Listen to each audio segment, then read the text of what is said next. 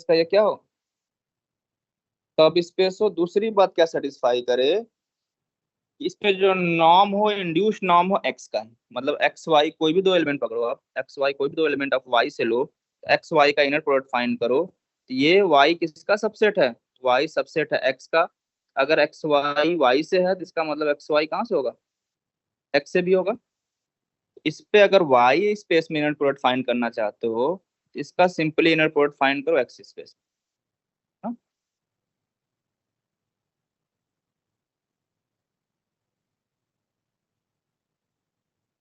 तो इसको सब इस वाई को किसी इनर प्रोडक्ट का सब स्पेस कब बोलेंगे, जब वाई वेक्टर स्पेस के रिस्पेक्ट में सब स्पेस हो और ये inner product induced inner product हो एक्स का ही, वाई पे, वाई के एलिमेंट पे एक्स वाला इनर प्रोडक्ट डिफाइन करो। ठीक, ये सब स्पेस हो गया। कुछ कुछ टर्म जैसे यूज करेंगे हम लोग, उसको पहले डिस्कस कर लेते हैं। लाइक हम यूज करेंगे क्लोज सब स्पेस। क्लोज सब स्पेस क्या होता है पता है, क्लोज सेट क्या होता है, सब स्पेस मतलब एक सेट होगा। क्लोज सेट क्या होता है, वो सारे सेट, किसी भी सेट को क्लोज कब बोलोगे, जो अपने लिमिट पॉइंट को रखे। एस नोट कर रहा है, डिराइव सेट होता है ये, set of all limit point, set of all limit points. ठीक,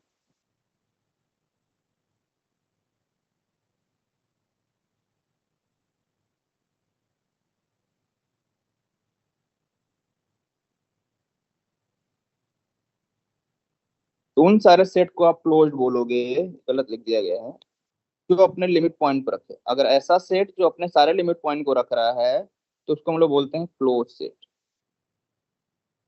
ठीक, मतलब उसके सारे लिमिट पॉइंट उसी में होंगे, उसको क्लोज सेट। एक डिफाइन होगा क्लोजर, क्लोजर क्या होगा, उस सेट में उसके लिमिट पॉइंट ऐड कर दो, उसको क्लोजर बोलेंगे, हम लोग बोलते हैं क्लोजर। नोट होगा। ठीक, क्लोज सेट क्लोजर क्लियर है।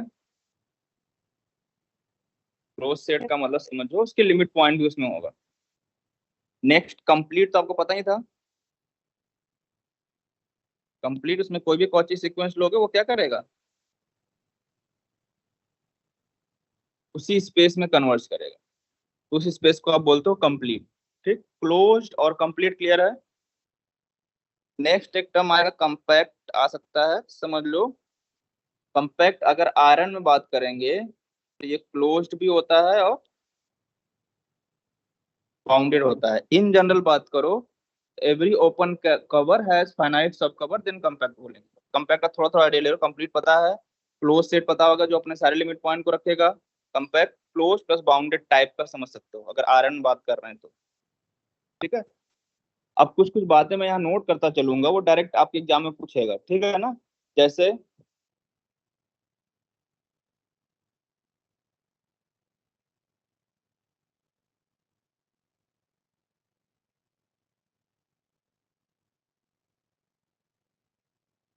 तो वाई अगर इसमें क्लोज की बात की जा रही है, ये सब कमिट, जो कंसेप्ट है लिमिट पॉइंट का, उसके लिए पहले मैट्रिक होना चाहिए। तो मैट्रिक, तो पहुंच जाओगे, मैट्रिक कहाँ से पहुंच जाओगे, अगर नॉर्म हो गया तो मैट्रिक तक पहुंच जाओगे। किस तरह आपके पास नॉर्म डिफाइन हो गया तो आप उस मैट्रिक तक पहुंच जाते हो। एक्स एक नॉर्म लीनियर स्पेस है, उसका एक सब स्पेस वाई को हम क्लोज्ड कब बोलेंगे, जब इस नॉर्म के रिस्पेक्ट में जो मैट्रिक है, उस मैट्रिक के रिस्पेक्ट में वाई के जो लिमिट पॉइंट आए वो इसी में आ रहे हैं ना। इस मैट्रिक के रिस्पेक्ट में सारे कंसेप्ट हैं, तो वो अंडरस्टूड अगर है आपको तो मैं डायरेक्ट बोलूंगा कि वाई क्लोज सब स्पेस कब होगा, ये समझ में आ गया।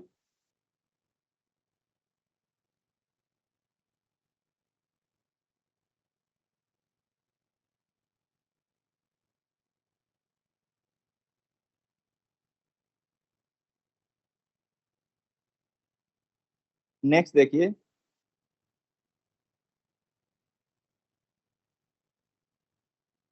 किसी हिल्बर्ट स्पेस का जो सब स्पेस होता है वो जरूर नहीं कि क्या हो, हिल्बर्ट स्पेस हो ना।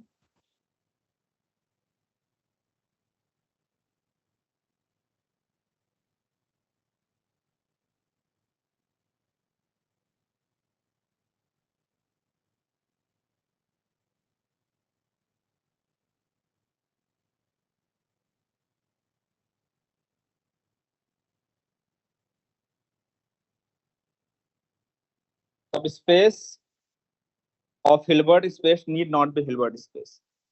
क्यों नहीं होगा?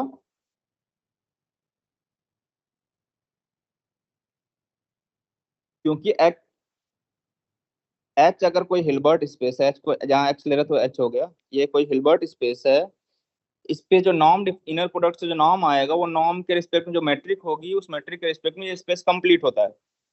तो अब इसका अगर कोई सबसेट लेते हो, इसका अगर कोई सबसेट लेते हैं आप, ठीक, इस सबसेट, ये सबसेट कंप्लीट हो भी सकता है, नहीं हो सकता है।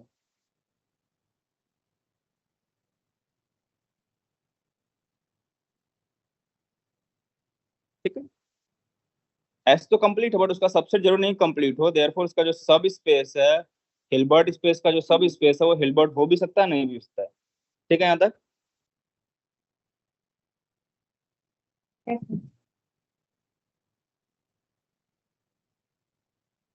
अब अब यहाँ पे आप क्वेश्चन फंसता है कि कौन सा सब स्पेस कंप्लीट होगा। अब आपके माइंड में आएगा कि वाई कैसा हो कि वो कंप्लीट हो जाए, हिल्बर्ट स्पेस का कैसा सब स्पेस हो कि वो कंप्लीट हो जाए, कंप्लीट हो जाएगा तो फिर वो हिल्बर्ट स्पेस हो जाएगा। हाँ? तो नेक्स्ट थ्योरम या नोट करके इसको लिख सकते हो आप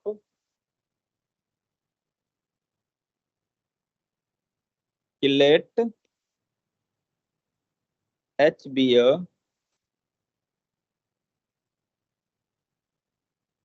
हिल्बर्ट स्पेस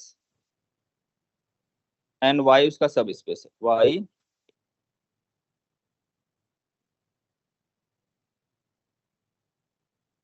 टेन। टेन पहली बात,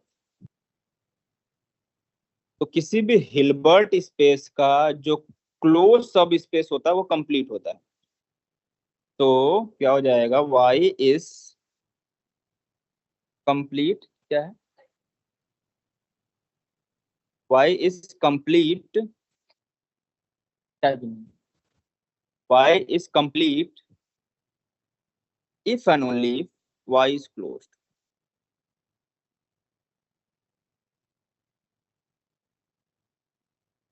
ठीक है, किसी भी हिल्बर्ट स्पेस का जो क्लोज सब स्पेस होगा वो कंप्लीट होगा, या किसी भी हिल्बर्ट स्पेस का जो कंप्लीट सब स्पेस होगा वो क्लोज होगा।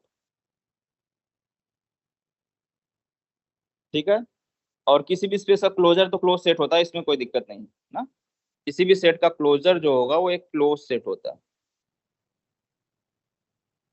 इसको लिखने की जरूरत भी, या अगर पता है तो आप लिख सकते हो डायरेक्ट, क्या, तो वाई कोई भी सब स्पेस है तो उसका क्लोजर जो होगा, Y closure is a close सब स्पेस।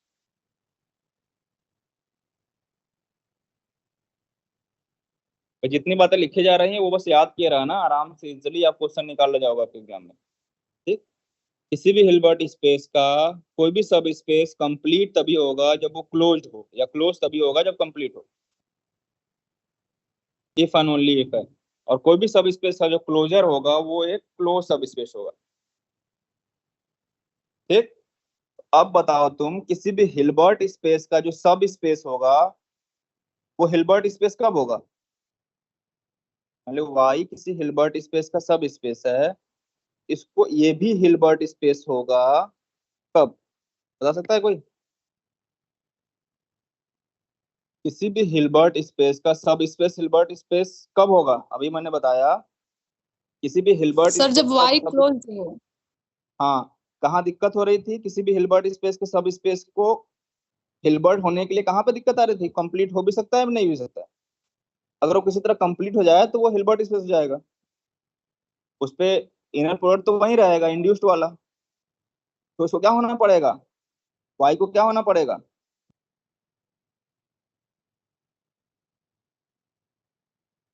अगर वाई कंप्लीट हो जाए तो वाई क्या हो जाएगा?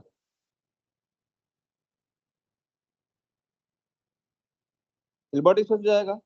अब एक पहला रिजल्ट पढ़े हो, कंप्लीट बोलो या क्लोज्ड बोलो, हिल्बर्ट स्पेस दोनों बातें सेम है। तो रिजल्ट क्या आ जाएगा आपका?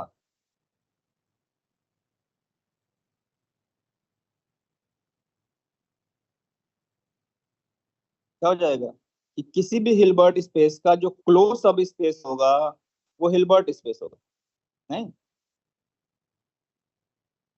पहला रिजल्ट यूज कर लो, अ क्लोज्ड सब space of Hilbert space is a Hilbert space. अगर वो सब स्पेस क्लोज्ड है तो कंप्लीट हो जाएगा, कंप्लीट होते ही वो हिल्बर्ट स्पेस बनाने लगेगा, क्योंकि सारा नॉर्म इंड्यूस वो सारी स्टोरी तो पूरे एच से ही आ जाएगी, इस पे तो सारा बात पता है। सब स्पेस में बस एक ही दिक्कत होगा, ये कंप्लीट है कि नहीं। अगर ये कंप्लीट हो जाता है तो ये हिल्बर्ट स्पेस हो जाएगा। कंप्लीट होने के लिए उसको क्लोज्ड बोल दो तो कंप्लीट होगा, कंप्लीट है तो क्लोज्ड होगा। कोई भी क्लोज सब स्पेस स्पेस का क्या होगा, स्पेस होगा। याद रहेगा बात।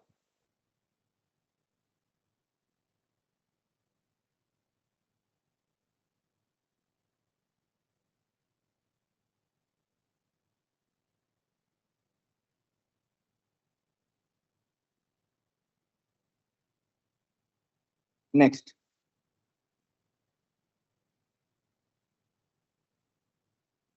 नेक्स्ट है कि एक्स और वाई दो इनर प्रोडक्ट स्पेसेस हैं।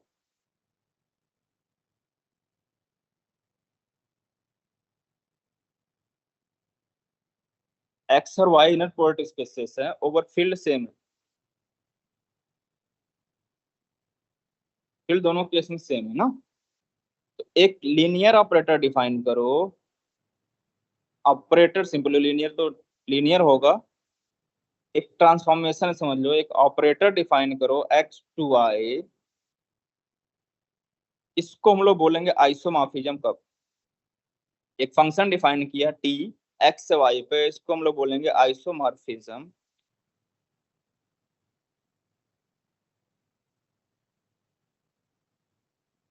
कब बोला जाएगा, जब टी क्या हो, बाइजेक्टिव हो, टी वन वन भी हो और आन टू भी हो। तो वन वन आन टू दोनों होगा उसको बाइजेक्टिव बोलते हैं ना। और दूसरी बात क्या करे ये, कि आप इमेज का इनर प्रोडक्ट करो या प्री इमेज का करो, दोनों सेम होगा। एक्स वाई दो एलिमेंट पकड़ो, उनका इनर प्रोडक्ट फाइंड करो या टी एक्स टी वाई का फाइंड करो, अगर दोनों सेम आता है तो ये जो ऑपरेटर है, ये ट्रांसफॉर्मेशन है, इसको आप आइसोमॉर्फिज्म बोलोगे। और एक्स एंड वाई को बोलेंगे आर आइसोमॉर्फिक। ठीक,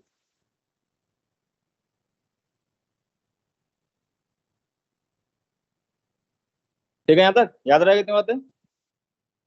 नेक्स्ट, पहला रिजल्ट बताया गया कि हिल्बर्ट स्पेस का कोई भी सब स्पेस कंप्लीट तभी होगा जब वो क्लोज्ड होगा। क्लोज्ड है तो कंप्लीट होगा, कंप्लीट है तो क्लोज्ड होगा। कोई भी सब स्पेस का क्लोजर जो होगा वो क्लोज सबसेट होगा। नेक्स्ट, कोई भी ट्रांसफॉर्मेशन एक इनर प्रोडक्ट से दूसरे इनर प्रोडक्ट पे आइसोमॉर्फिज्म कब बोलोगे, जब वो बाइजेक्टिव हो और क्या हो, इनर प्रोडक्ट को प्रिजर्व करे ना। ये प्रिजर्वनेस प्रॉपर्टी है, इनर प्रोडक्ट प्रिजर्व कर रहा है, मतलब प्री इमेज का इनर प्रोडक्ट फाइंड करो या इमेज का फाइंड करो, दोनों बातें सेम हो। नेक्स्ट टॉपिक आज स्टार्ट करना है, जो यहाँ तक ठीक है ना, यहाँ तक कोई डाउट नहीं है किसी को।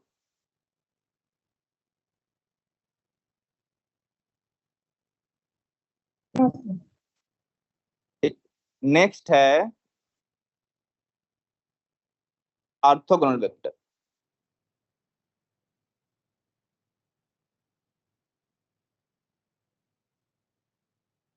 एक्स कोई भी इनर प्रोडक्ट स्पेस है, इसमें से दो वेक्टर उठाओ एक्स, हम बोलेंगे X is orthogonal to Y. X is orthogonal to Y, इसको ऑर्थोगोनल या हम लोग पढ़ते हैं परपेंडिकुलर। ठीक, X is orthogonal to Y या X is perpendicular to Y कब, जब एक्स का वाई के साथ इनर प्रोडक्ट क्या हो जाए, एक्स का वाई के साथ इनर प्रोडक्ट जीरो होगा, तो हम बोलेंगे कि X is orthogonal to Y. ये क्लियर है।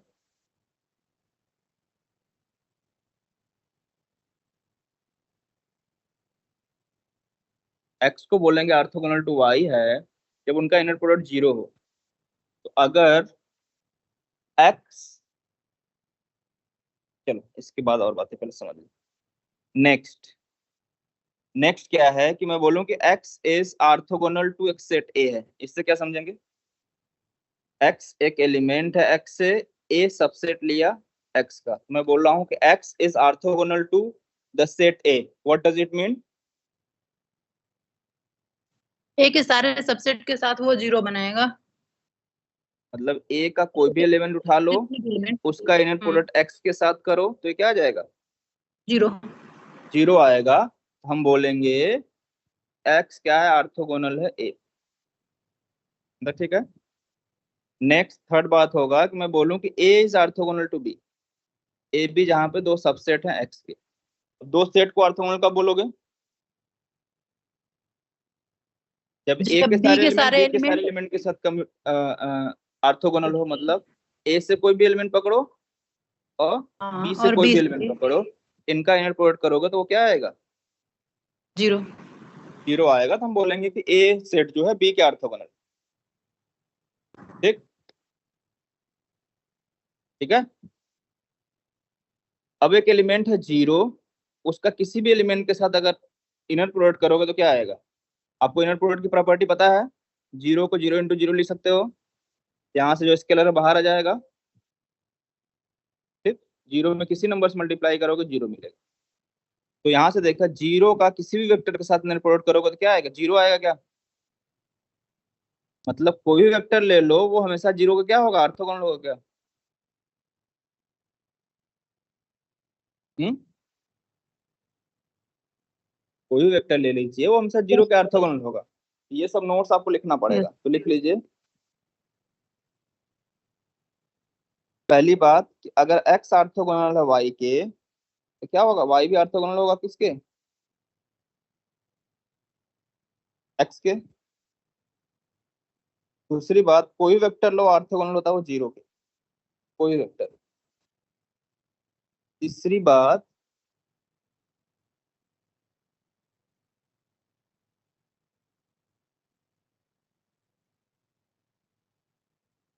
ऑर्थोगोनल का मतलब ज्योमेट्रिकल मतलब समझ सकते हो ना? अगर आर एन में बात करें तो ऐसा, कोई वेक्टर एक्स है, ये वाई है, अगर इनके बीच का एंगल क्या है?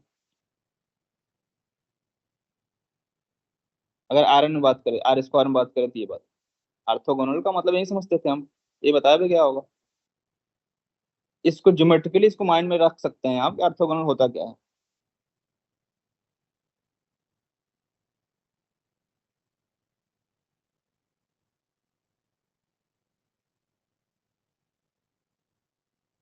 ठीक है।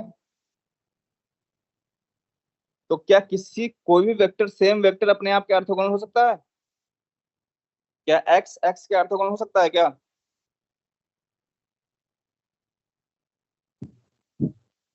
हम्म? क्या कोई भी सेम वेक्टर अपने आप के ऑर्थोगोनल हो सकता है? सर यदि x बराबर जीरो हो तो हो सकता है। हाँ, मतलब जीरो एक लौता एलिमेंट ऐसा है जो अपने आप के ऑर्थोगोनल होता है, और कोई भी वेक्टर अगर नॉन जीरो है तो वो कभी भी ऑर्थोगोनल नहीं होगा अपने आप ना। तो ये बात याद रखेंगे कि zero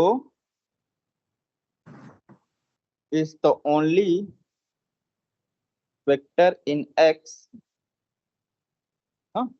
which is orthogonal to itself ना, ऑर्थोगोनल टू इटसेल्फ।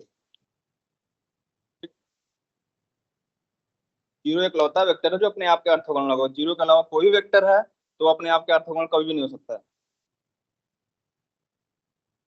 ठीक, यहाँ तक इजी है। नेक्स्ट है पाइथागोरियन थ्योरम।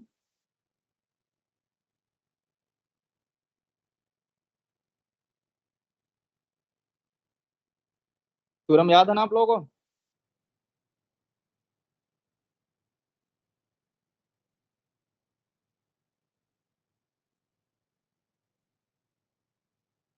देखिए, कोई वेक्टर एक एक्स है, इसकी लेंथ मान लो नॉर्म ऑफ एक्स है। एक वेक्टर ये एक्स है जिसका लेंथ नॉर्म एक्स बोल दिया। दूसरा वेक्टर है वाई, जिसके लेंथ को आप बोल रहे हो नॉर्म ऑफ वाई। ठीक, तो आपको पता होना चाहिए जो डायगोनल वाला वेक्टर आता है वो आता है एक्स प्लस वाई। ठीक है,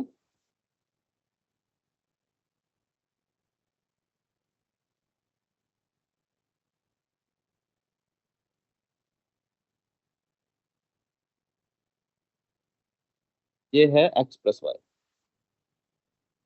तो यहाँ पे आपको दिख रहा होगा कि अगर ये वेक्टर नॉर्म एक्स है तो ये भी नॉर्म एक्स होगा, ये नॉर्म वाई है तो ये भी नॉर्म वाई होगा।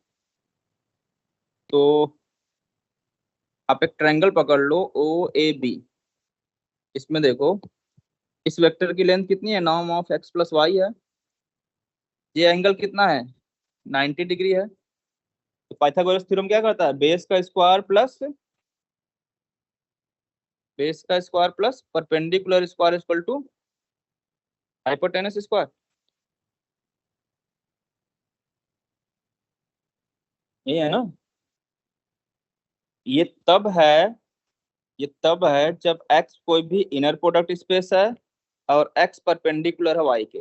कभी भी नहीं, x और y के बीच में 90 डिग्री एंगल है, मतलब x परपेंडिकुलर है y के। आपका ये इक्वलिटी होल्ड होगा, norm X square plus norm Y square equal to norm of X plus Y square. याद रहेगा दिस। देन देन करके लिख सकते हो norm of X plus Y square equal to norm of X square plus norm of.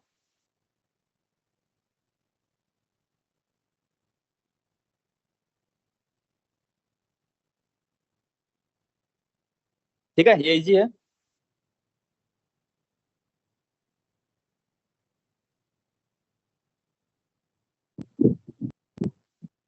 चलो, अब किसी भी सेट का ऑर्थोगोनल सेट क्या होगा।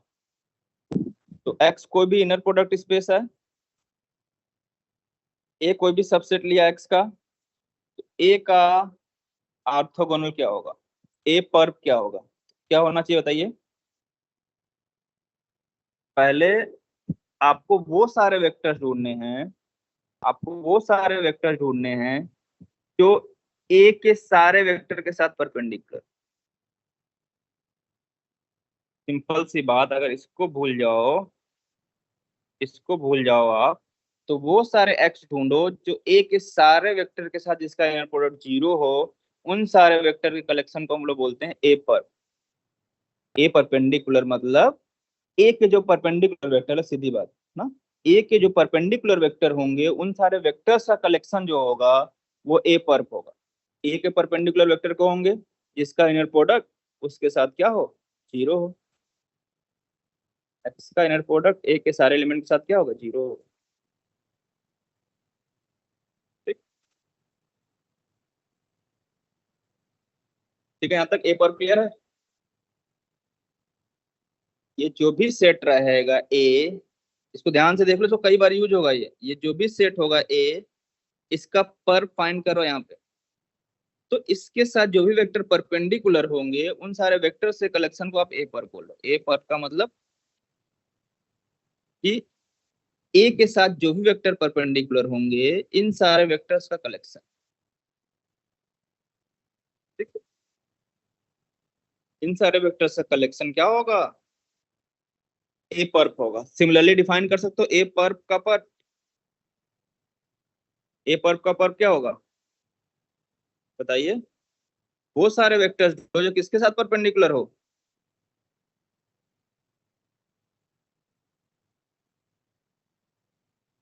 वो सारे वेक्टर ढूंढिए जो ए परप के साथ परपेंडिकुलर हो। तो ए परप का परप, इसका नोटेशन क्या रहेगा, इसको हम लिखेंगे A double Parap. Notation clear हो गया।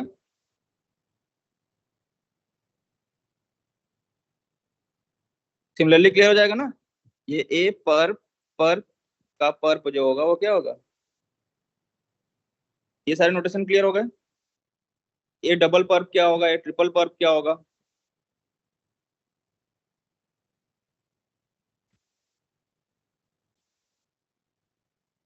ठीक है, यहाँ तक। किसी भी सेट का परपेंडिकुलर मतलब वो सारे वेक्टर जो उस सेट के सारे एलिमेंट के साथ उसका इनर प्रोडक्ट जीरो हो। मतलब उस वो सारे वेक्टर ढूंढो जो उस सेट के साथ परपेंडिकुलर हो, उन सारे वेक्टर से कलेक्शन को उसका पर्प बोलते हैं। चलो, पर्प अगर क्लियर हो गया? तो कुछ बातें हैं जिसको नोट करने लायक है, वो नोट करिए। एक सेट है 0, इसमें केवल 0 एलिमेंट है, इसका पावर क्या होगा? इसमें केवल 0 है, तो 0 के साथ तो कोई भी वेक्टर हमेशा परपेंडिकुलर होता है ना।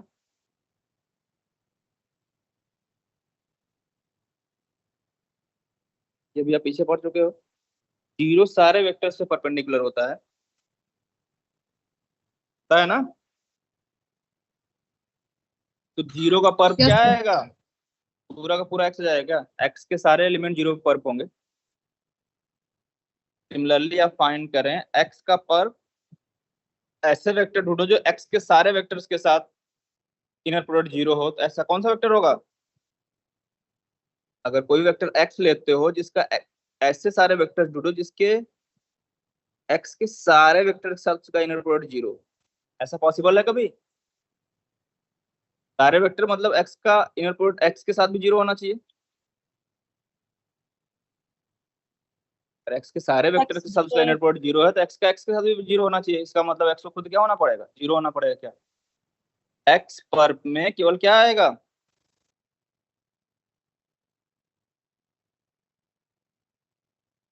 जीरो एकलौता वेक्टर है जो उस स्पेस के सारे वेक्टर के साथ परपेंडिकुलर होगा। हाँ? तो 0 का पर्प एक्स होगा और एक्स का पर्प 0 होगा। ठीक है। सेकेंड नोट्स, अगर ए कोई भी नॉन एम्प्टी सेट है, तो ए पर्प जो होगा, ए पर्प में एलिमेंट कहां से आ रहे हैं?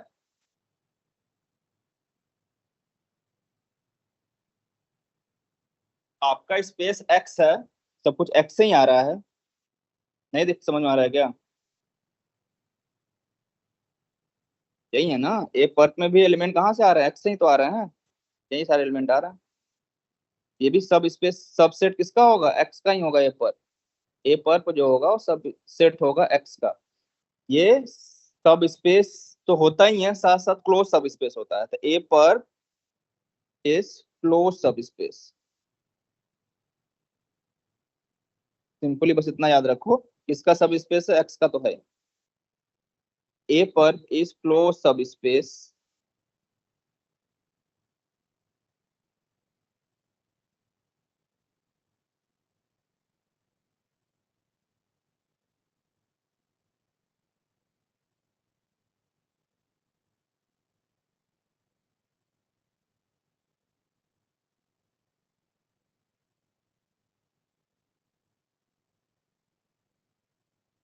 अब क्या इन दोनों में कुछ कॉमन आएगा? इतना हो गया ना। किसी भी सेट का अगर वो नॉन एम्प्टी सेट है, तो उसका जो परपेंडिकुलर आएगा, पर्प आएगा, वो क्लोज सब स्पेस होता है। नेक्स्ट, क्या ए और ए पर्प में कुछ कॉमन मिलेगा? तो ये कुछ भी कॉमन नहीं मिलेगा, ये एम्प्टी होता है ना। या मैक्सिमम अगर कॉमन मिलेगा, अगर 0 इसमें नहीं है तो, कि 0 तो पर्प में आएगा ही ना। 0 अगर आपके सेट में ही नहीं है, तो इसमें कुछ भी कॉमन नहीं होगा। अगर आपका 0 सेट में है, तो इसमें कॉमन क्या आ जाएगा? 0 आ जाएगा। ठीक।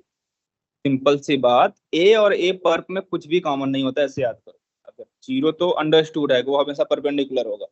अगर 0 आपके सेट में है, तो 0 कॉमन आएगा। अगर 0 सेट में नहीं है, तो कुछ भी कॉमन नहीं आएगा। ए और ए पर्प दोनों बिल्कुल डिसजॉइंट सेट है ना। और क्या मैंने बताया कि ए पर्प हमेशा क्या होता है?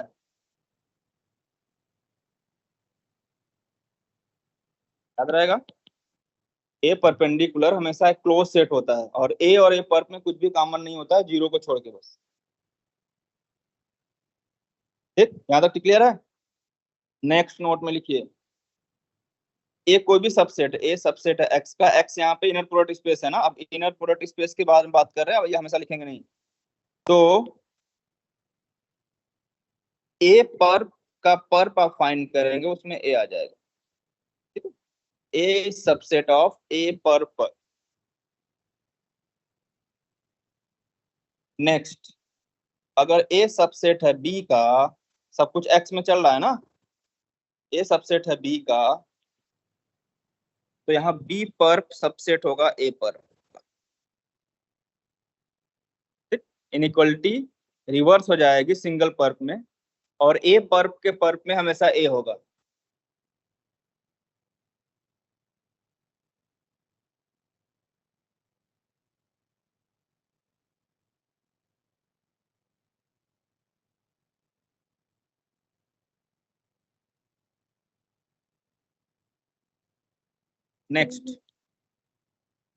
नेक्स्ट इज, अगर ए नॉन एम्प्टी है, पीछे सब किसी भी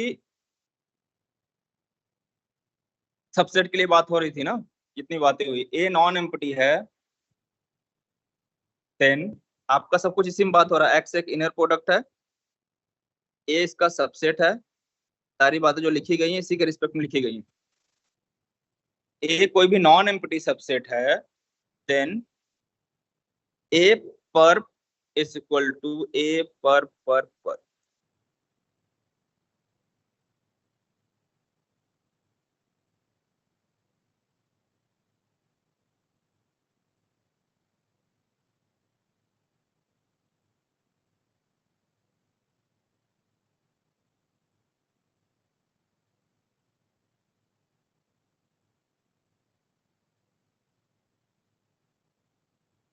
ठीक है,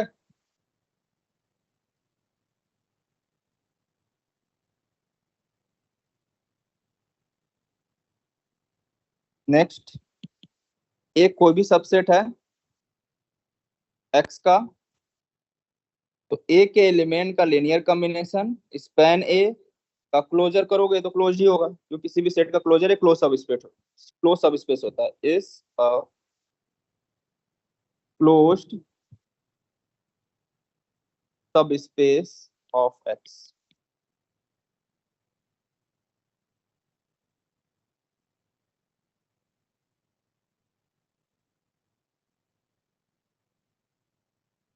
यहाँ तक ठीक है, ये सारी बातें नोट कर लिए। ए पर्प हमेशा क्लोज्ड होगा, ए जो होता है सबसेट होता है ए पर्प पर्प का, ए सबसेट है बी का, ए पर्प लगाओगे तो इक्वलिटी चेंज हो जाएगी, ए पर्प क्या होगा, ए ट्रिपल पर्प के इक्वल होगा, और ए कोई भी सबसेट है तो स्पैन ए क्लोजर हमेशा क्लोज सब स्पेस होगा।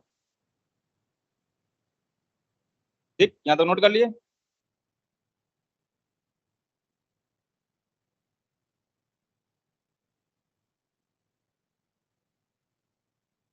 Next definition is orthogonal some.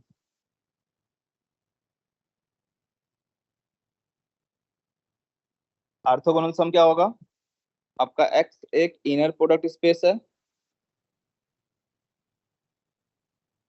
M और एन उसके क्या हैं, सब स्पेसेस हैं, सच दैट ये दोनों सेट क्या है, ऑर्थोगोनल है ना? तो अगर ये ऑर्थोगोनल है तो इनका सम करोगे तो इसी को ऑर्थोगोनल सम बोलते हैं। एम प्लस एन में कैसे वेक्टर्स आएंगे, एक्स प्लस वाई आएगा, सच दैट एक्स कहाँ से आएगा, एम से आएगा, वाई कहाँ से आएगा, एन से आएगा। इस सम को हम लोग बोलते हैं, दिस इज कॉल्ड ऑर्थोगोनल।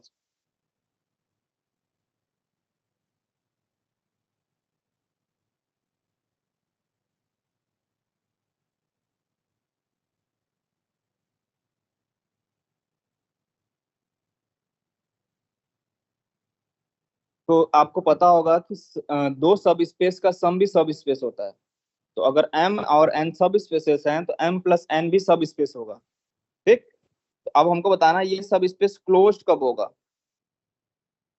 अगर m और n दोनों क्लोज्ड हैं,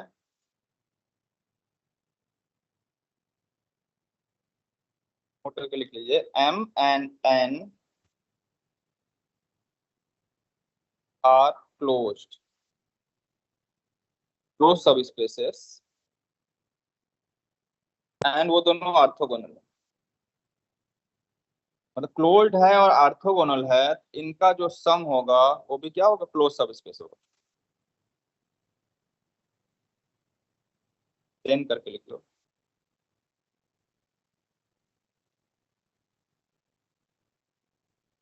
ठीक, तो ऑर्थोगोनल सेट का सम क्लोज सब स्पेस कब होगा, जब दोनों के दोनों क्या हो, क्लोज सब स्पेस।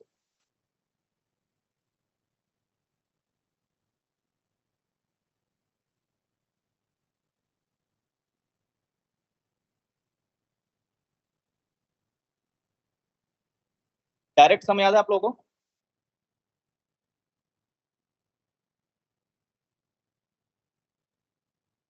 किसी वेक्टर को हम लोग बोलेंगे direct sum of W1 plus W2, कब बोलते हो? बोलते हैं जब V के किसी भी एलिमेंट को W1 प्लस W2 के सम में लिख सको, ये रिप्रेजेंटेशन क्या हो, यूनिक हो।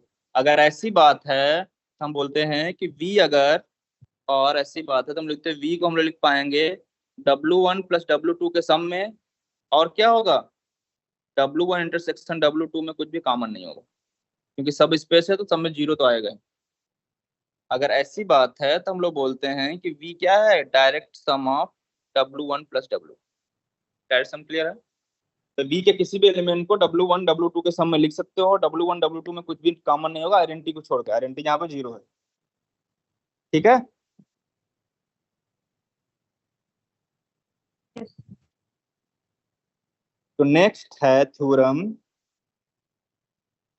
या नोट करके लिख सकते हो, जो भी थ्योरम है या कुछ भी है नोट है, वो थ्योरम या कोई भी एग्जांपल या कुछ ऐसा होगा ना। एच कोई भी हिल्बर्ट स्पेस है, एम इसका एक सब स्पेस है, कैसा सब स्पेस है, क्लोज सब स्पेस है। तो एच को आप लिख सकते हो M direct sum of M perpendicular equal to H. यहाँ पे एच, यहाँ पे एम क्या है, एम इज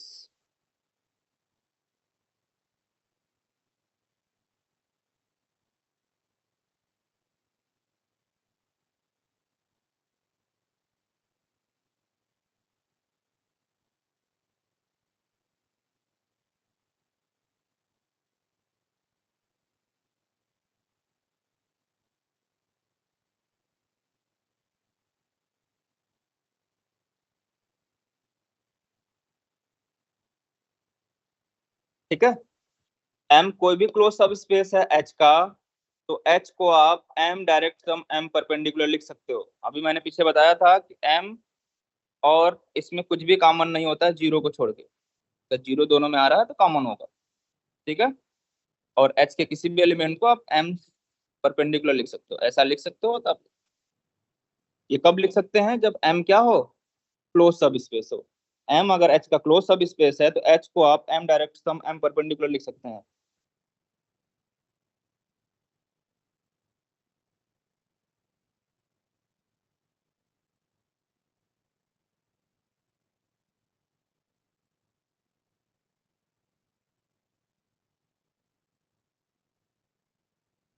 अब कुछ रिजल्ट है उसको नोट कर लो।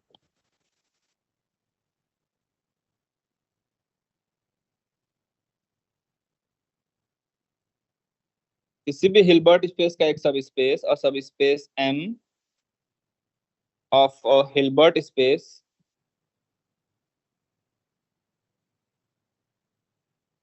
H is closed if and only if m is equal to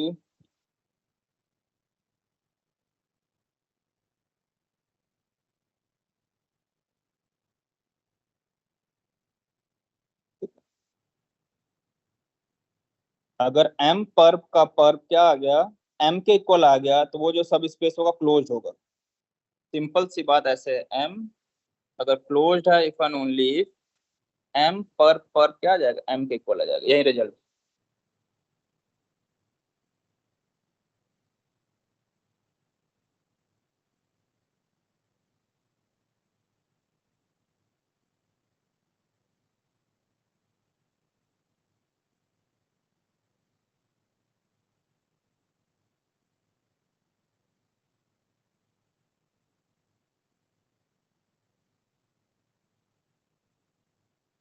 next second क्या है, एक कोई भी नॉन एम्प्टी सबसेट है हिल्बर्ट स्पेस h का, result is span a is tens in H if and only if A perp में केवल zero है। किसी भी नॉन एम्प्टी सेट का स्पैन क्या होगा, डेंस होगा। डेंस तो पता है सबको कि नहीं? हम डेंस क्या बोलते हैं कि ए इज डेंस इन एक्स, कब? जब ए का क्लोजर एक्स के इक्वल आ जाए। ए का क्लोजर एक्स के इक्वल आ जाएगा तो हम बोलेंगे वो सेट उसमें डेंस है। स्पैन ए डेंस होगा एक्स में जब उसका पर में केवल जीरो आए।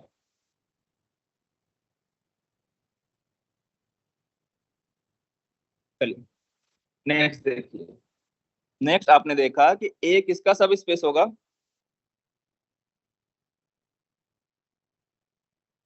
ए ए पर को कंटेन करेगा, ये पहले ही पढ़ लियो। ए जहां पे कोई भी नॉन एम्प्टी सेट है और ए सबसेट है हिल्बर्ट स्पेस एच का, ए जो होगा ए पर का सबसेट होगा।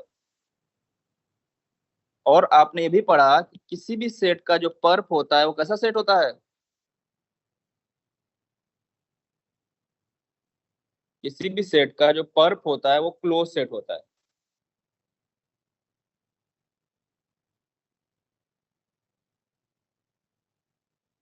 हाँ? तो बताइए, ए पर्प एक सेट है, इसका फिर से आपने पर्प कर दिया, ये कैसा सेट होगा? किसी भी सेट का जो पर्प होता है वो क्लोज सेट होता है। ए पर्प का पर्प भी क्लोज सेट होगा। ये कैसा क्लोज सेट होगा? ए पर्प एक क्लोज सेट होता है जिसमें क्या होता है, ए होता है। ए को कंटेन करने वाले जितने भी क्लोज सेट होंगे उसमें सबसे स्मॉलेस्ट क्लोज सेट होता है। हाँ, ए को कंटेन करने वाले कई क्लोज सेट मिलेंगे ना, कई सेट होंगे क्लोज जिसमें ए होगा, उसमें जब सबसे जो स्मॉलेस्ट होगा वही क्या है, ए पर। ये नोट करके लिख लेंगे आप। क्या लिखेंगे? ए पर इज द स्मॉलेस्ट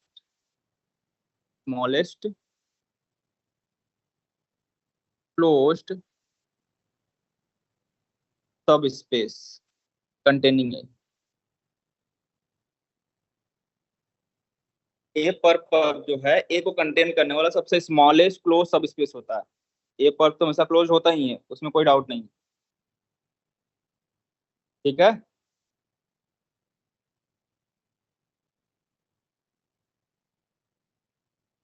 हाँ तक ठीक है, कोई दिक्कत है?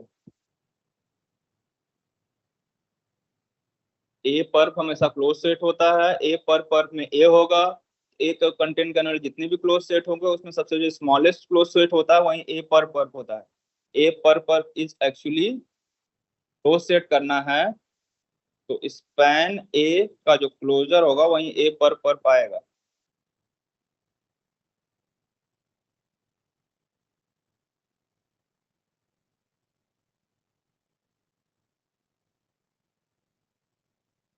Next. Next is orthonormal set.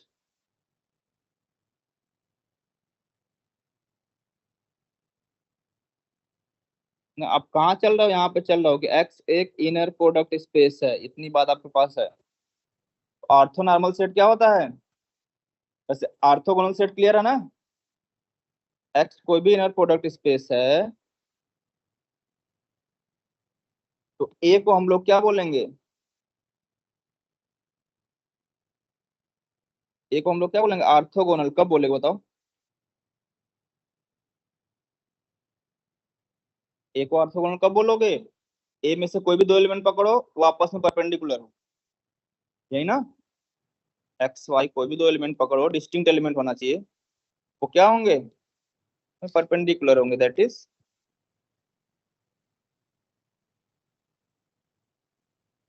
देखिए, अगर ए के कोई भी दो एलिमेंट लो आपस में परपेंडिकुलर हैं तो उस टाइप का जो सेट होगा उसको सेट। ठीक है। याद रखना कि एक्स अपने आप परपेंडिकुलर तो नहीं होगा।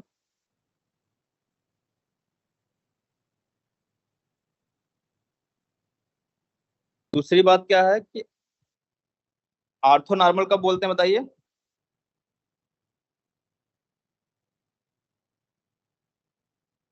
कोई भी एक ऐसा सेट जो कि क्या हो, ऑर्थोगोनल हो और इसमें से कोई भी एलिमेंट लो, उसकी लेंथ कितनी हो,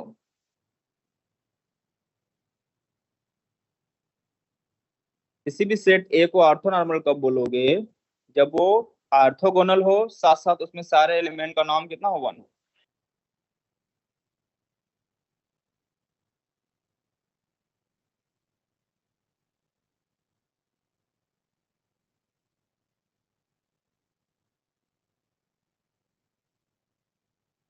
तो किसी भी वेक्टर का लेंथ 1 तो बना सकते हो ना।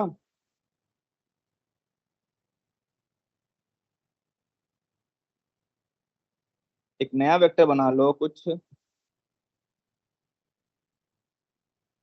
EX, ये जो वेक्टर होगा x से एक वेक्टर बना, x में उसके लेंथ से डिवाइड कर दो, तो ये जो वेक्टर होगा उसका लेंथ कितना होगा।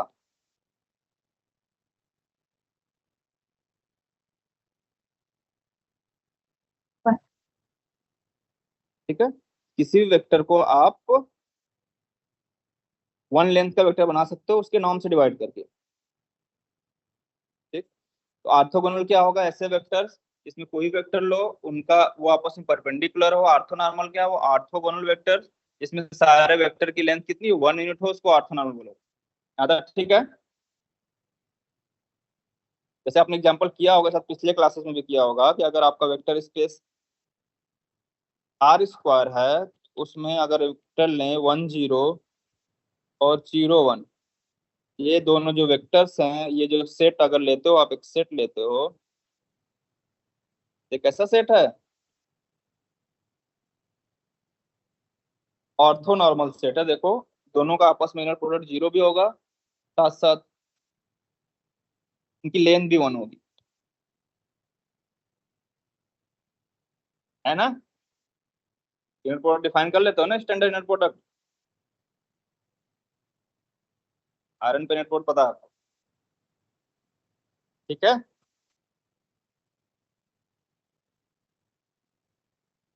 अब रिजल्ट है, रिजल्ट क्या है, दोनों सेट क्लियर सबको कि नहीं बताइए, ऑर्थोगोनल सेट और ऑर्थोनॉर्मल सेट, ठीक है ना। ऑर्थोगोनल सेट का मतलब उसमें कोई भी दो एलिमेंट लो, आपस में परपेंडिकुलर होंगे, मतलब उनका आपस में इनर प्रोडक्ट 0 होगा। ऑर्थोनॉर्मल मतलब ऑर्थोगोनल वाली प्रॉपर्टी तो रखेगा, साथ साथ उसमें सारे वेक्टर्स की लेंथ 1 होगी, मतलब उसका नॉर्म 1 होगा। ठीक है, तो अगर कोई भी इनर प्रोडक्ट स्पेस है, उसमें एक सेट लेते हो S, जो कि ऑर्थोनॉर्मल है, इसमें जो वेक्टर्स हैं वो आपस में क्या है, ऑर्थोनॉर्मल है। एक्स का एक सबसेट जो कि ऑर्थोनॉर्मल है, उसमें जो भी वेक्टर होंगे वो आपस में क्या होंगे, लिनियरली इंडिपेंडेंट। ठीक, किसी भी इनर प्रोडक्ट स्पेस का ऑर्थोनॉर्मल सेट जो होता है वो लिनियरली इंडिपेंडेंट होता है, याद रहेगा। तो orthonormal set in an inner product space X is linearly independent.